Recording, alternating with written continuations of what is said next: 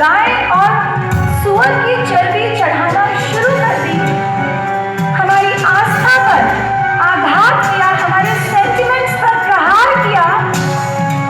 अंग्रेजी सरकार की 3 ऐसे दूत, मैं कहूँगी डीमंस, असुर, बेबिंगटन मैकॉले, जिसने कहा we must create a class of men in India who are Indian in blood and color, but they are English in taste, opinion, worth and intellect।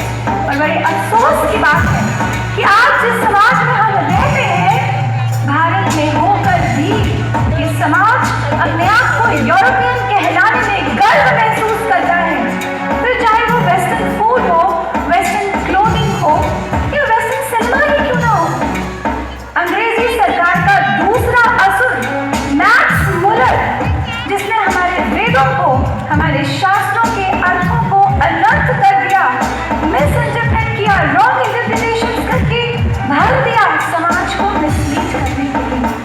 और तीसरा असुर रॉबर्ट क्लाइव, जिसने हमारे देश में अल्कोहल को, शराब को, प्रोस्टिट्यूशन को, वेश्यावृत्ति को और काउ स्लॉटर को, गोवध को लीगलाइज करवा दिया, लीगल परमिट दिलवा दिया, ताकि भारतवासी अपनी संस्कृति पर गौरव ना कर सके, ताकि भारतवासियों की सांस्कृतिक जड़ों में दीमक लगाई जा सके वेस्टॉक्सिफिकेशन की।